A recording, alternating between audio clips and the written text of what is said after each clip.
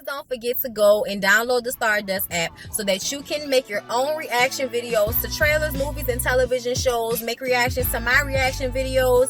And the new thing we're doing now is that you guys ask questions with your Stardust videos. Send them to me, at me in them, and I will be answering those questions in my actual videos, and I'll cut it together really cute for you guys. So please don't forget to send me questions on the Stardust app, download the Stardust app, and all of that, okay? Why Donna just said she gonna help Young Bae put up money to go to Korea with her tattoos. Donna, no thanks. Depending on your tattoos, it's gonna take Young Bae 72 years to get to Korea. And by then, her mom gonna be long gone. Yeah, so Donna trying to get back at her roommate was just interesting seeing. To me, I don't think that she paid her rent. I mean, somebody in the comments on one of these videos I watched said that she had proof. So I'm like, my bad if you really do.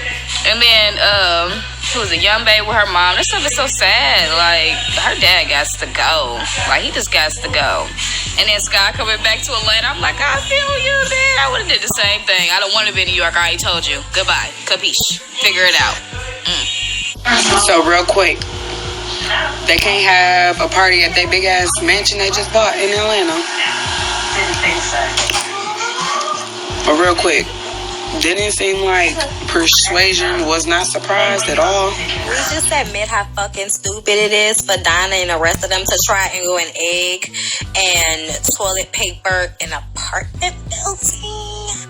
And it wasn't like she lived on the first floor or the second floor or even, bitch, the third. No, she had to live on like the 7th or 8th floor of a brick building, and you egged it like it was gonna do something or matter or anything. I mean, really, the Backpage thing was the worst.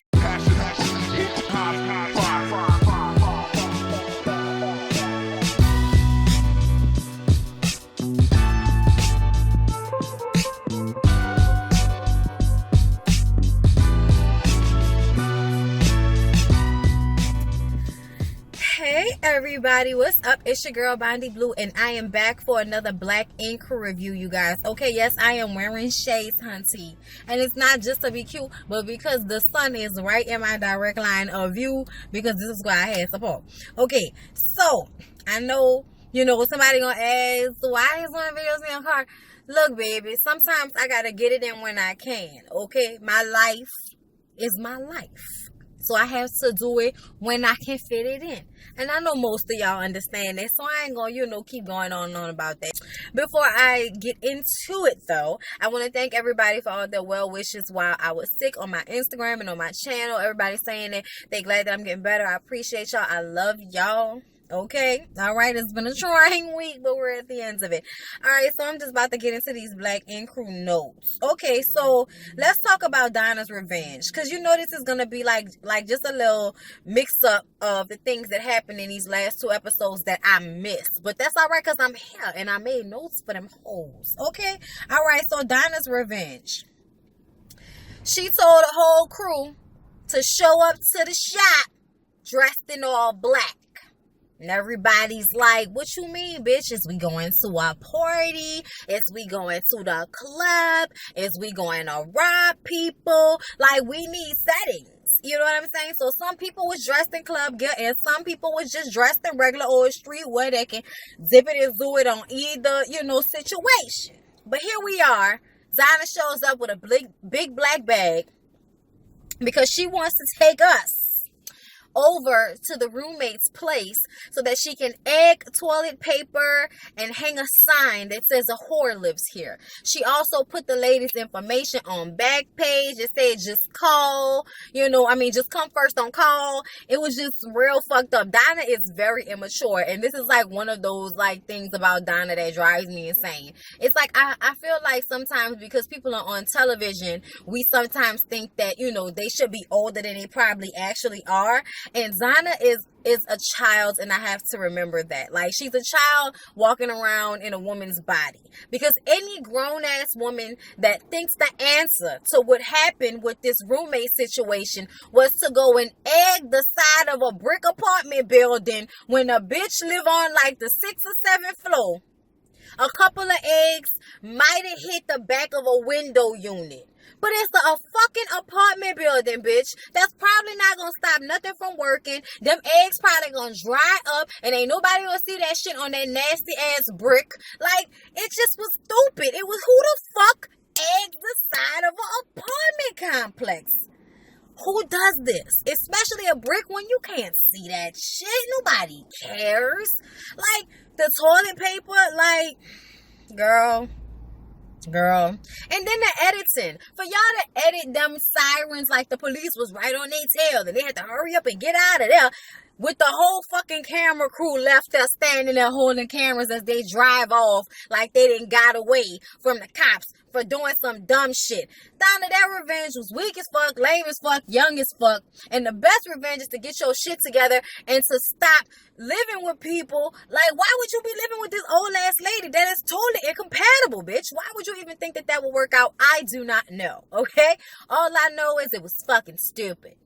So y'all know I did not like Alex, okay? But this episode, Alex gave me all the life in the world with being a real father, real man. Think it's time we heard the call. Real father, real man. Okay? That's what Alex was giving us this episode. He has the cutest little toddler. Okay, with a girl he was with in college, but he and her broke up, but they decided to stay cordial because they have a son together, and he loves his son, and he spends as much time as he can with his son, even though his son lives all the way up in Albany, which is like 2 hours away. But he still, you know, it has a good part in his son's life. And y'all, he's just so cute. And to watch him talk about his son and goo goo gaga over his baby and just look at him so lovingly, it was awesome. It was refreshing to not hear somebody running away from their responsibilities or to constantly be tacking on more children that it's impossible for them to really take care of. You know what I'm saying? But you know what? That's just me. I'm going to move on. Alex, I appreciate you though. Also, what happened with Alex was Alex got arrested. He went to court and he was all nervous about going to court because apparently his father is this big drug dealer, okay, back where he's from, and the cops don't like him. So now the cops harass him, and he feels like that's all because of his father and his father selling drugs and all of this shit, right?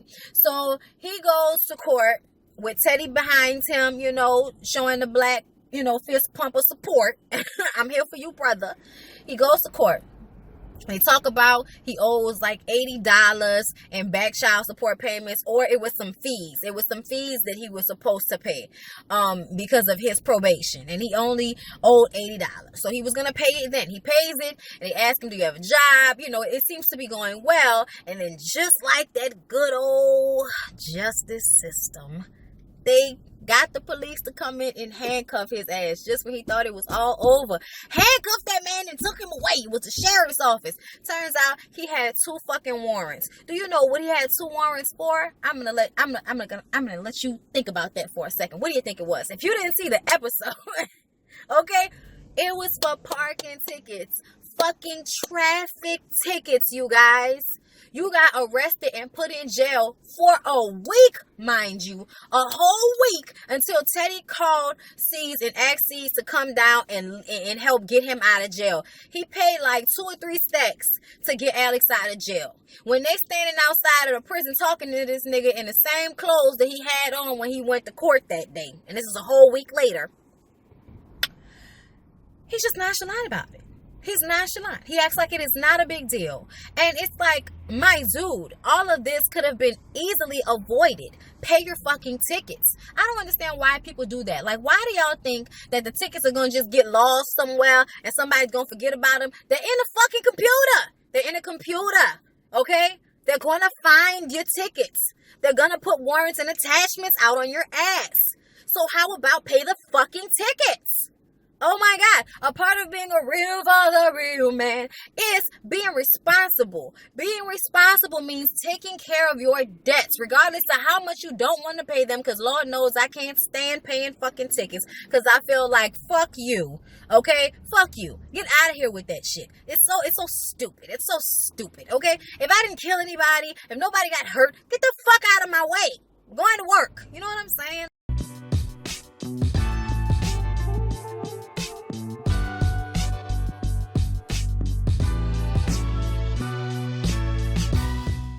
So back in Atlanta, okay, Sky has popped up like, hey bitch, I'm home. Like, very excited to be back in Atlanta, y'all. I had to bust out the glasses because I could not see the writing on that little bitty ass phone. Okay, so yeah, Sky comes back and she knows that C's can't do anything without her, including breaking up with his little, bitch of the week or whatever, which Persuasion is the girl that he's currently been dating, that he keeps trying to break up with. He's texted her and everything, and she is not catching the drift. So at the party, Sky walks over to her. She's like, hey girl, what's up? And Persuasion is like, hey girl, what's up? I got a man, girl. I got a man and he got me glowing. And it's like, oh girl, who's your man? You know who he is. And she's like, girl, your brother. She's like, my brother? My brother, you mean a brother with the STD? Yeah, girl, no, seriously, you should probably go check yourself out. He had a UTI. Don't tell him I told you. And it just walks the fuck away, and the girl is just standing there looking stupid. And it's just like, yeah, I wish you would have caught the hint. The first time he tried to break up with you. And now you have to go to the doctor and get checked out and make sure everything's all right. Because something tells me you probably weren't using condoms with him because, you thought he was your man and everything. Even though he tried to break up with you, bitch. I'm so confused. Oh my God. She's like a lesbian. You have to do it more than once. So Atlanta is not very welcoming to C's and Black Ink because they don't know how to fucking act. They've been throwing parties in what seems to be a residential neighborhood and people are upset. So the cops come and they shut the fucking party down. They're like, oh my God, they shut the fucking party down. It was like a 400-person petition that was signed because people are upset. So they had to go to a town hall meeting to talk to people in the neighborhood of Atlanta where they are. And first, Sky's manager gets up there. She's loud as fuck. What's the problem? What are y'all upset about? I don't understand. Why you upset? Why you mad? And it's like, because, okay, they have children to get up in the morning and you're waking them up at 1 a.m. with your ratchetry. Okay, that's what the fucking issue is, Sky. She was not doing well. They started to boo, bitch, boo.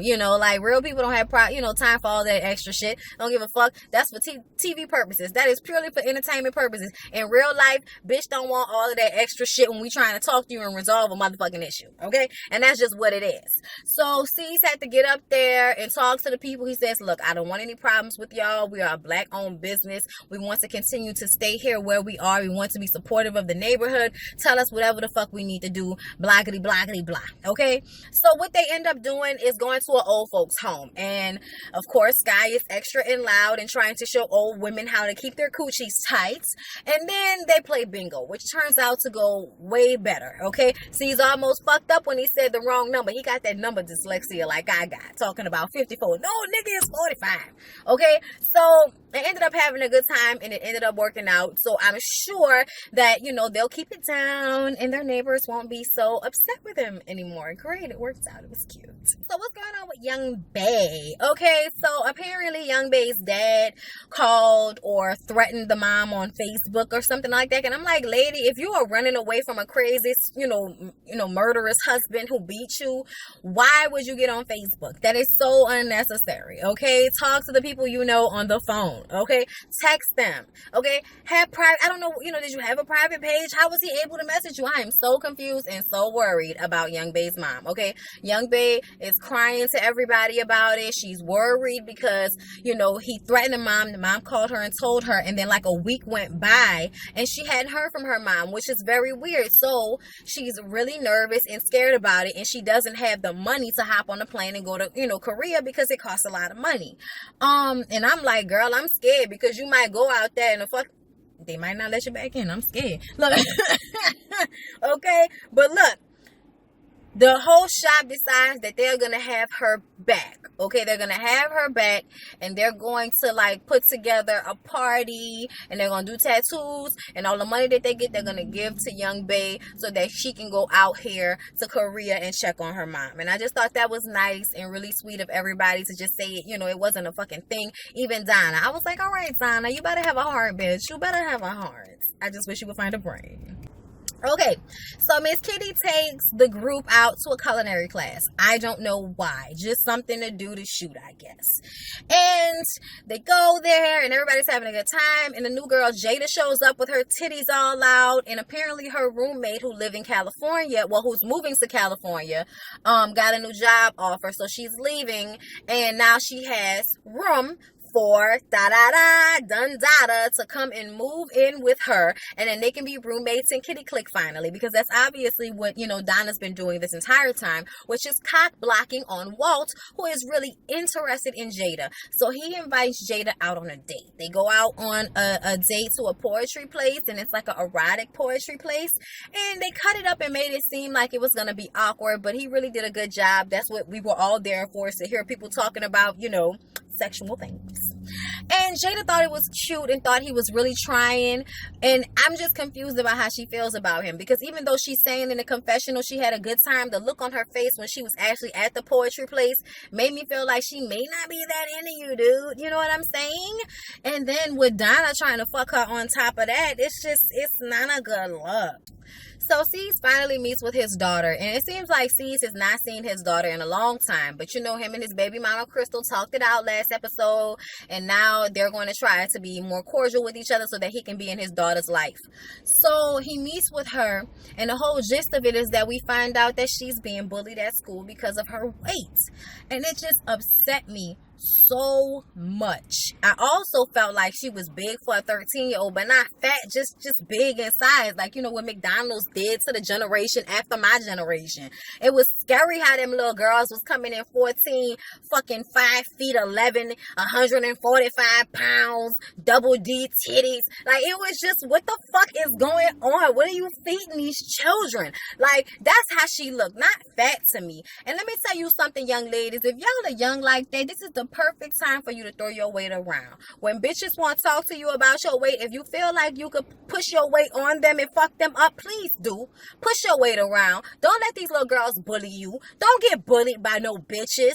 I'm just saying, like, it's different with dudes, because dudes like really be fighting and fuck people up and all of that. And all of this online shit, I will block the fuck out of you. I will come to school and fight you, bitch, and block you in your face, bitch. Block in your face. Like, I'm just saying, I hate that, because when I was growing up in school, bitch, the fact that you would even try to bully me was ridiculous. Like, and I wasn't a bully either. I was the type of person to speak up for somebody if I felt like they wouldn't speak up for themselves. But I don't like that shit. You know what I'm saying? I'd rather fight you and get my ass whipped every day than think, you know, for you to think that you bullying me. Bitch, fuck you. I don't give a fuck. Always been like that. So Sky decided that she wanted to hire a new manager, right?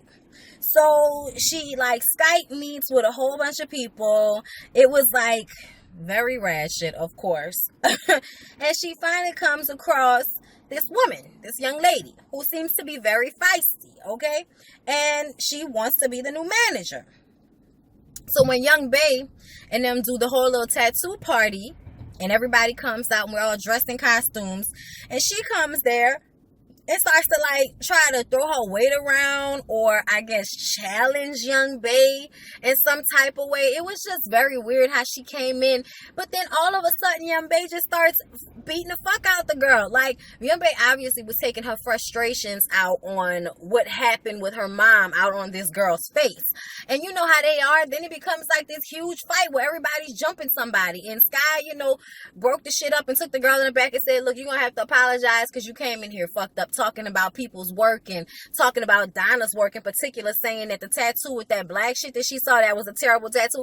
Donna, the fact that you want to fight somebody because they was telling you the truth about how shitty that tattoo, like, you, how are you ready for this business if you can't take somebody telling you that your work is shitty when your work was shitty? It was shitty. It wasn't a good job. That flower you did last week, that was a good job. I gave you props for that, bitch. But on this, you know, episode, when the girl says something about that and you want to fight, and now Young Bae jumps in the fight and she wants to fight, and now we all fucking up the new manager because y'all mad because she told y'all work was shitty. She made a came at y'all wrong in a party setting. These people been drinking. You can't come at them talking about you the new manager and this wild ass setting. You know what I'm saying? Like, I get that. But at the end of the day, y'all was fucking wrong. They talked it out and apologized to each other, Young Bae and a new manager girl. I forgot her name. Sorry, y'all. And my notes got cut off. But at the end of the day, I felt like the girl wasn't wrong in what she said. She was wrong for how she handled it. And that's why she got her ass whooped. I'm sad that they couldn't, you know, fix that situation without putting their hands on her. But I don't know what the fuck y'all want me to do about it, okay? You know, entertainment, I guess.